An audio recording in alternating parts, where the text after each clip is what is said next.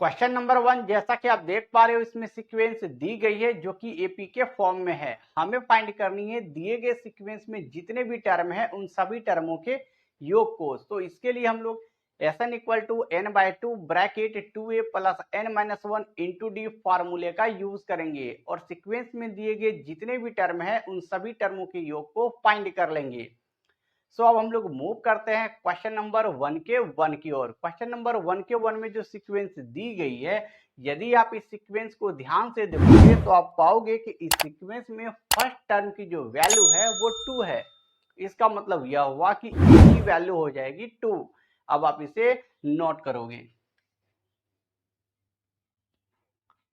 a equal to 2।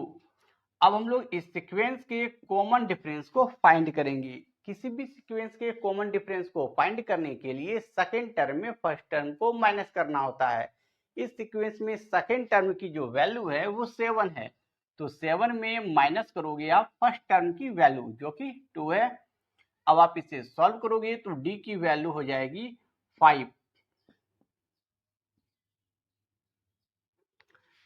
चूंकि इस sequence में टोटल 10 टर्म है, इसका मतलब यह हुआ कि n की वैल्यू हो जाएगी 10 और हमें इन 10 टर्म के योग को फाइंड करनी है। इसके लिए हम लोग Sn equal to n by two bracket 2a plus n minus one into D फार्मूले का यूज करेंगे और सीक्वेंस में दिए गए 10 टर्मों के योग को फाइंड कर लेंगे। तो n की वैल्यू हो गई 10 और फॉर्मूला हम लोग अप्लाई करेंगे Sn का। तो Sn इक्वल टू फॉर्मूला होगा n upon two bracket 2a plus n minus one into d. तो Sn की वैल्यू हो गई 10। तो n की वैल्यू इस जगह भी पुट करेंगे 10 अपॉन 2 इंटू ए की वैल्यू दी हुई है 2 प्लस n की वैल्यू हो जाएगी 10 माइनस वन इंटू डी की वैल्यू है 5। 2 से इस 10 को 5 राउंड में कैंसिल कर देंगे। तो S10 इक्वल टू 5 ब्रैकेट में 2 को आप 2 के साथ मल्टीप्लाई करोगे तो रिजल्ट 4 होगा। 10 माइनस वन तो 9 हुआ इंटू 5।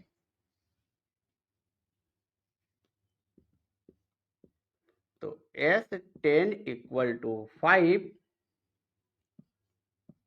4 प्लस 9 को आप 5 के साथ मल्टीप्लाई करोगे तो रिजल्ट 45 हुआ।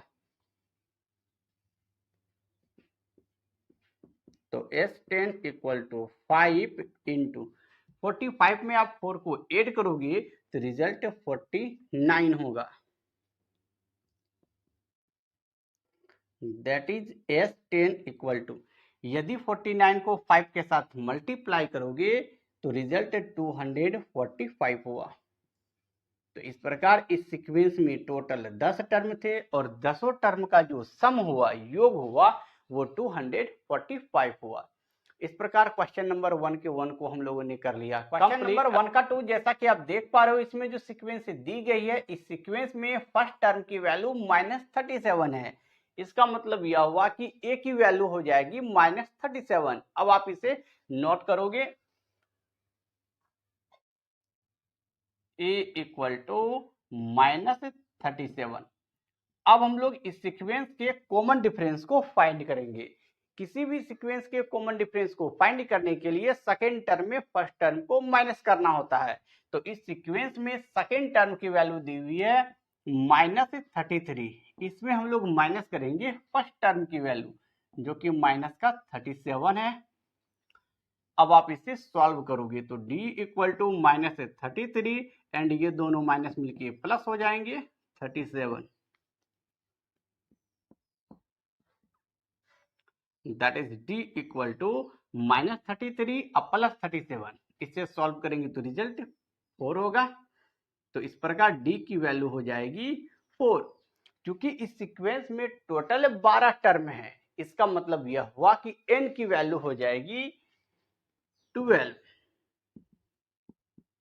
और हमें इस सीक्वेंस में इस 12 टर्म के योग को फाइंड करनी है। सो इसके लिए हम लोग Sn equal to n/2 bracket 2a plus n-1 into D फार्मूले का यूज करेंगे और इस सीक्वेंस में दिए गए 12 टर्म के योग को फाइंड कर लेंगे। Since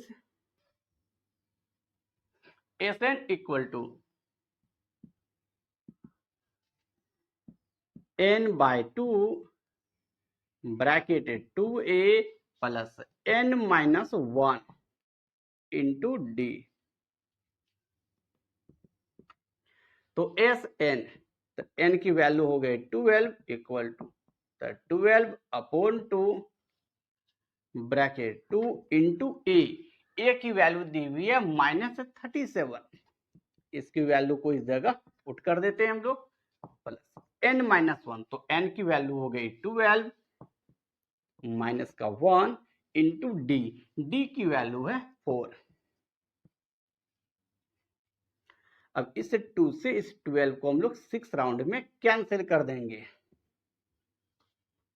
तो S12 इक्वल टू 6 ब्रैकेट, तो इसके आगे का प्लस एंड ये माइनस, तो माइनस हो गया। 37 को आप 2 के साथ मल्टीप्लाई करोगे तो रिजल्ट 74 होगा प्लस 12 माइनस 1, तो 11 इंटू का 4।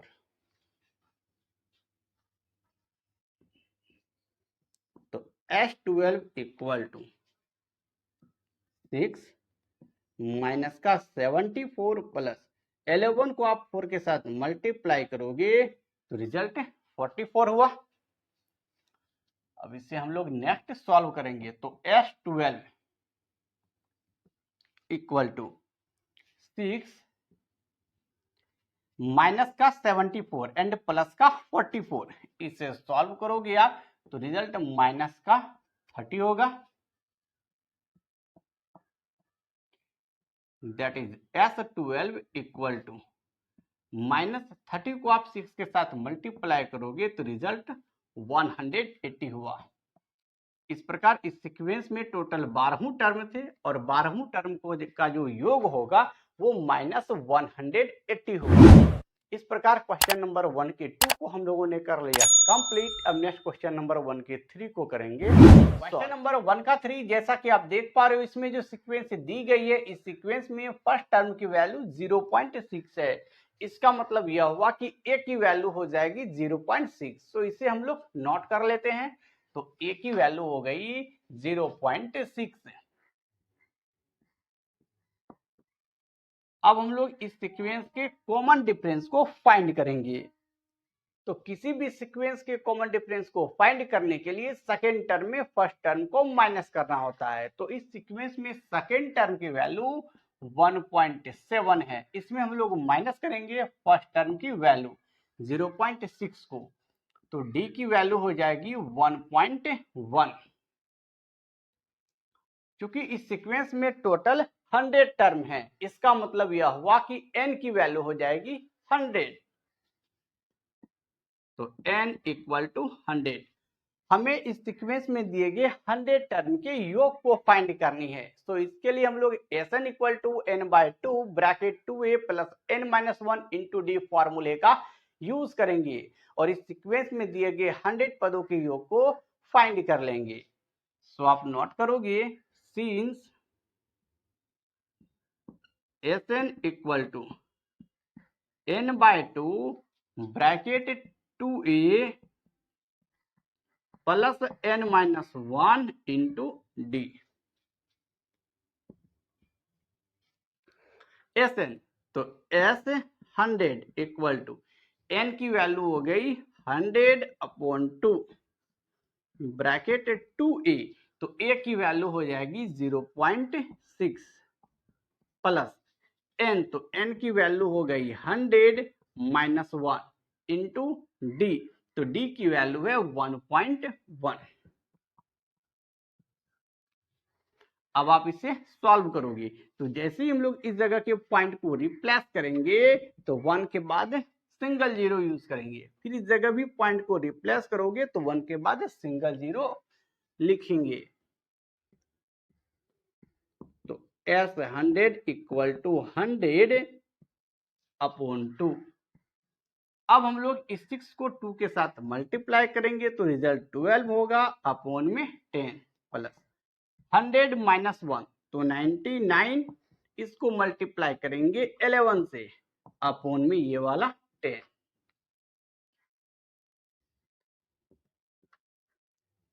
तो S100 equal to 100/2 bracket 12/10 plus, अब हम लोग 99 को मल्टीप्लाई करेंगे 11 से तो रिजल्ट 1089 होगा अपॉन में ये वाला 10। अब इसे नेक्स्ट हम लोग सॉल्व करेंगे तो S100 equal to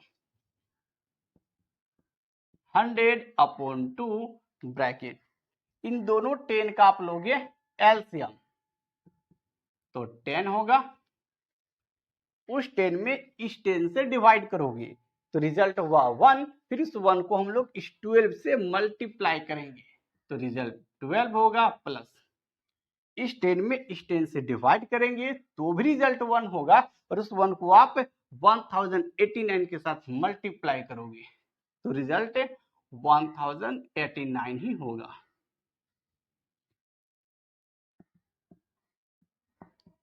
S100 equal to 100/2, 12 में हम लोग ऐड करेंगे 1089 को तो रिजल्ट 1101 होगा अपॉन में ये वाला 10।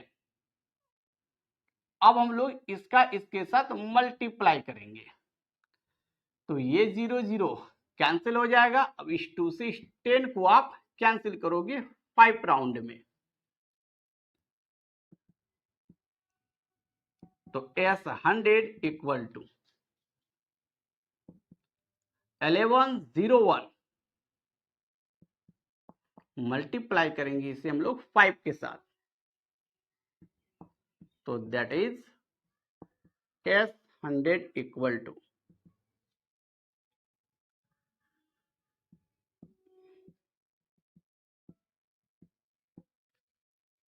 5505 का रिजल्ट होगा। यही इस क्वेश्चन का आंसर हुआ। इसका मतलब यह हुआ कि इस सीक्वेंस में जो टोटल 100 टर्म थे तो 100 टर्म का जो योग होगा वो 5505 होगा। इस प्रकार हम लोगों ने क्वेश्चन नंबर 1 के 3 को कर लिया कंप्लीट। अब नेक्स्ट क्वेश्चन नंबर 1 के 4 को करेंगे। क्वेश्चन नंबर 1 का 4 जैसा कि आप देख पा रहे हो, इसमें जो सीक्वेंस दी गई है इस सीक्वेंस में फर्स्ट टर्म की वैल्यू 1/15 है। इसका मतलब यह हुआ कि a की वैल्यू हो जाएगी 1/15। अब आप इसे नोट करोगे a इक्वल टू 1/15। अब हम लोग इस सीक्वेंस के कॉमन डिफरेंस को फाइंड करेंगे। तो किसी भी सीक्वेंस के कॉमन डिफरेंस को फाइंड करने के लिए सेकेंड टर्म में फर्स्ट टर्म को माइनस करना होता है। तो इस सीक्वेंस में सेकेंड टर्म की वैल्यू 1/12 है, इसमें हम लोग माइनस करेंगे फर्स्ट टर्म की वैल्यू 1/15। 12 एंड 15 का हम लोग एलसीएम लेंगे तो इसका एलसीएम 180 होगा।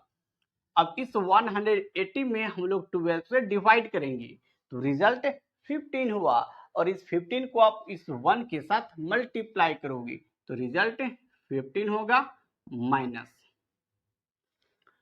अब 180 को हम लोग 15 के साथ डिवाइड करेंगे तो रिजल्ट 12 होगा, फिर 12 को आप 1 के साथ मल्टीप्लाई करोगे तो रिजल्ट 12 होगा। अब इससे हम लोग नेक्स्ट सॉल्व करेंगे तो 15 में 12 को माइनस करोगे तो रिजल्ट है 3/180।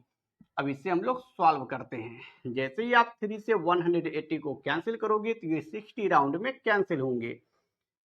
तो इस प्रकार d की वैल्यू हो जाएगी 1/60। क्योंकि इस सीक्वेंस में टोटल 11 टर्म दिए गए हैं, इसका मतलब यह हुआ कि n की वैल्यू हो जाएगी 11। तो आप यहां नोट करोगे n equal to 11।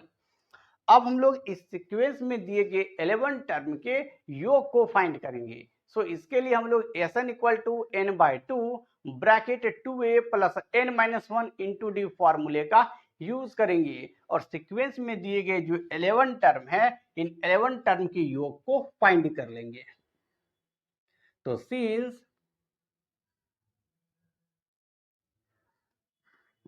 Sn equal to n by two bracket 2a plus n minus 1 into D.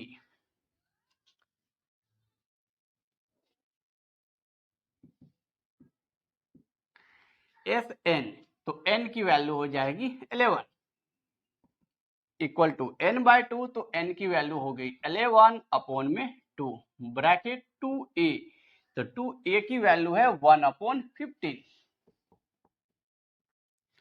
2a plus n minus 1, तो n की वैल्यू हो गई 11, तो 11 माइनस 1 इंटू डी, डी की वैल्यू 1 अपॉन 60 है।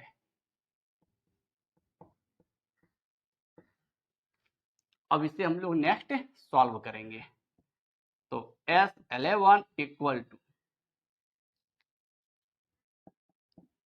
11 अपॉन 2, 2 को आप 1 के साथ मल्टीप्लाई करोगे तो रिजल्ट 2 होगा अपॉन का 15 प्लस 11 माइनस 1, तो 10 इंटू 1 अपॉन 60।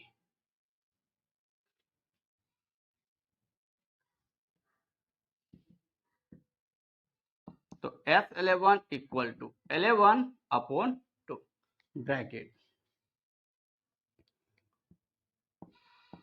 2 अपॉन 15 प्लस ये दोनों जीरो को हम लोग कैंसिल कर देंगे तो रिजल्ट 1 अपॉन 6 हो गया। अब इसे हम लोग नेक्स्ट सॉल्व करेंगे। तो S11 equal to 11 upon 2, 15 and 6 इन दोनों का आप एलसीएम लोगे तो रिजल्ट 30 होगा। तो लिखेंगे हम लोग 30। अब इस 30 में इस 15 से आप करोगे डिवाइड तो रिजल्ट 2 हुआ। अब उस 2 को इस ऊपर वाले 2 के साथ मल्टीप्लाई करेंगे तो रिजल्ट 4 हुआ प्लस 30 में आप 6 से डिवाइड करोगे तो रिजल्ट 5 होगा। उस 5 को आप इस 1 से मल्टीप्लाई करोगे तो रिजल्ट 5 ही हुआ।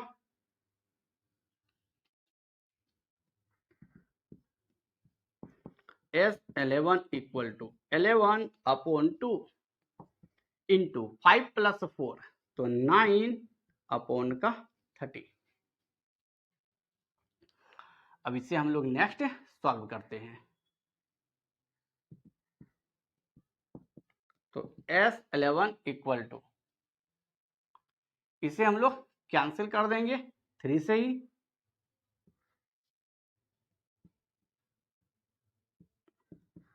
तो 3 से इस 9 को 3 राउंड में कैंसिल किए एंड इसे 30 को 10 राउंड में कैंसिल किए। 11 को आप 3 के साथ मल्टीप्लाई करोगे तो रिजल्ट 33 हुआ अपॉन 10 को 2 के साथ मल्टीप्लाई करेंगे तो रिजल्ट 20 हुआ। तो S11 की वैल्यू हो जाएगी 33 अपॉन 20। तो इस प्रकार हम लोगों ने क्वेश्चन नंबर 1 के 4 को कर लिया कंप्लीट।